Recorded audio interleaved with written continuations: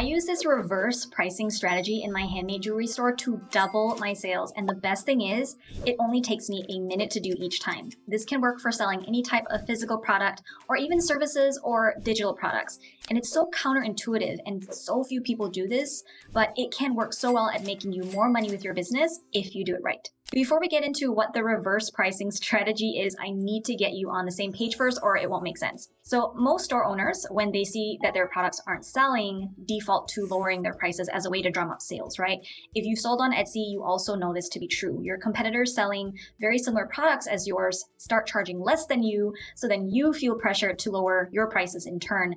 And then it's just a race to the bottom as you compete on pricing. But here's the thing that all of this is assuming the customer is doing price comparisons when shopping. And the kicker is, not everyone does that. Price comparison shopping happens more commonly around products that are commodity products or that appear to be commodities, meaning products that are kind of just the same from each other.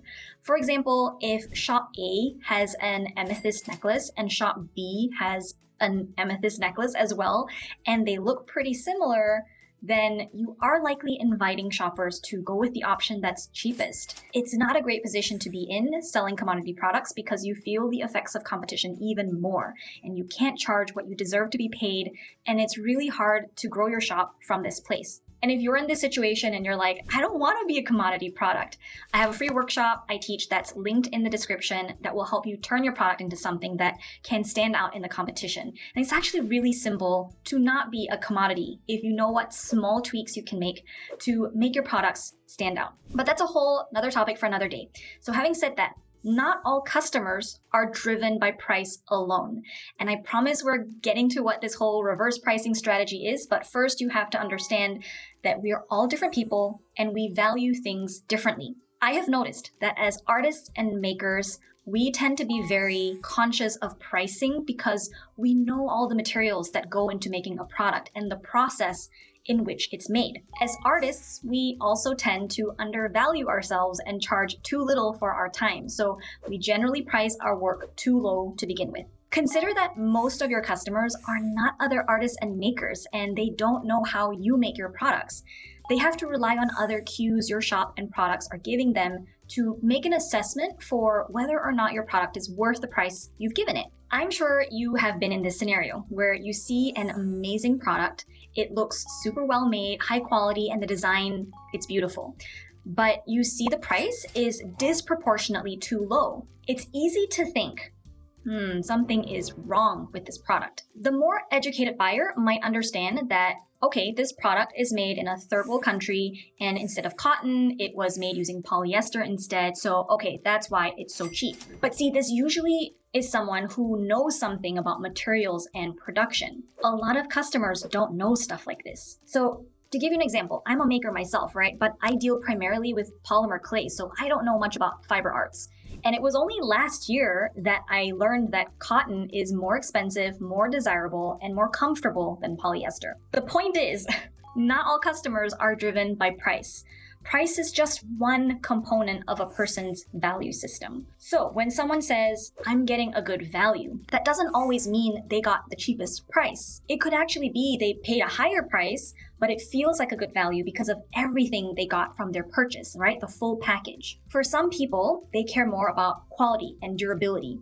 For others, eco-friendly production methods and materials are more important to them. But for others, maybe not so much. For my customers in particular, they're interested in a product that is unique and novel, so they don't mind paying more for an experience that's fresh, new, and different, which my shop can give. Bottom line is, most people care about the outcome of what we make. But as makers, we spend too much time caring and focused on the process. So understand that what we as the shop owners value is quite different from what our customers value. So, okay, what is this 1-minute reverse pricing strategy that doubled my store sales? Now that you understand that most shops default to lowering pricing, the reverse pricing strategy is opposite of that. So I did a price experiment on my best-selling necklace, the Scented Snow Cone necklace. It was originally $28. I was selling so many of them that it was getting hard to keep up with making them. They're also a bit time-consuming to make as well, so I had room for making more profit from it. I decided to test it at $35 instead. And it was really cool to see that the increase in price did not actually affect sales. In fact, more people bought at the higher price. Interesting. So then I tested between $35 versus $40. And again, more people bought at the higher price. So okay, I didn't stop. Then I tested it at $40 versus $45. And as you guessed, $45 sold more and overall made me more money and profit. Now, this is where things get interesting. I kept going with this pricing experiment to see how far I could push it, right? So the next logical step was $45 versus $50, right? And then this was where I actually saw sales drop at the higher $50 price point. So I thought to myself, okay, I've hit the limit. $45 seems to be the sweet spot. But then a few weeks go by, and just one day it randomly hit me that I could do yet another test here. And can you guess what that was? So I tested between $45 and $49.99, which is essentially the same as $50 to me. And lo and behold, the $49.99 price won. At this price, which is almost double what I was originally selling this necklace at, I am getting more people viewing this product listing, more adds to cart, more checkouts, more sales and revenue, and of course, more profit. And the best thing was I didn't have to change anything else about the product. The product, the packaging, the product description, everything else stayed the same. Isn't that so fascinating? And can you imagine if you could do this for your own shop? You would only have to get half the number of traffic to your shop every day to make the same amount of money, which means you wouldn't have to spend as much time doing marketing.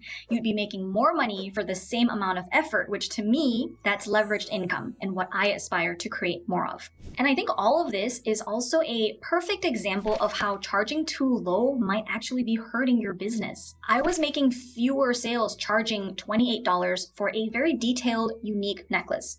Charging lower meant fewer people in the world had my products. And I know when people have my products, it is so much fun for them. It makes them smile. They make such great gifts. And there would be less of that magic if I continue to charge lower. I also find it interesting that this is an example of how you need to match your product's perceived value with your pricing. My snorkel necklace, to a lot of people, looks like a very detailed, appealing, and fun product, right? Plus it's scented and you can't find it anywhere else, so it's totally unique. All of these things increase the product's perceived value. Let's use an extreme example to prove my point. Say I charged $10 for this necklace, something super low. Now your brain might be sounding off alarm bells and thinking, this must be a scam. The low pricing mismatch for something that has a high perceived value makes me think, if I buy this item, will I even get it in the mail? Or is this shop just gonna take my money and run? If you're making your customers think thoughts like that, they are for sure not going to buy from you. Now, I don't want you to just run off to your store now and just willy-nilly increase your prices, because the reverse is also true, okay? If you have a product that looks poorly made and the product photos are not great, and you have a really high price tag for it, people are going to think it's too expensive and therefore not buy. But here's the thing, your product might look very well made and look absolutely stunning, but if your website is poorly designed, if your logo looks unprofessional, if your shop is triggering your customers' antivirus software in their computer, things like that that are going to lower the perceived value of the product, then a high price will not feel justified, even if your product is the most amazing thing on earth. If your shop has good branding, good products, good photos, and so on, then definitely consider charging more. This is something you can do in 60 seconds or less. You just go into your website and type in a new price and then press save. I don't think I need to do a full tutorial for how to do that, right? It is literally the easiest thing you could do today to make more money without any extra work. But again, if you're feeling like your branding isn't very good and you're not super confident about your products or your photos or your website, sign up for the free workshop linked in the description below that will help you with all of that. Now, if you're worried that a price increase will upset your customers, you don't have to make such a big price jump. Test increasing the price a few dollars every few weeks or months. Most of your customers aren't paying that close attention to your shop, and they're likely not memorizing your product's prices. And the customers you really want to work with anyway will understand the need for raising prices. And if they don't, do you really want to be working with those people anyway? And if you're interested in more strategies like this that are small tweaks you can do in your shop to make more sales, or you're wondering exactly how to do this pricing experiment in your shop, then you'll definitely want to join the waitlist for the Nerdy Creatives Club, my new space where I teach more about how to do fun experiments and give out more tests like these that you can do in your very own shop every month to help increase sales, increase profits, and lower the time you're spending in your business. So you can put all that extra time towards the things you actually love doing. The Nerdy Creatives Club is where we focus on working smarter, not harder. And for me, it's a bigger mission where I want to bring together ambitious creatives who want to stand against hustle culture. I only open doors to join the club a few times a year and only let in a limited number of people each time. So if that sounds interesting to you, the link to join the Nerdy Creatives Club waitlist is in the description below.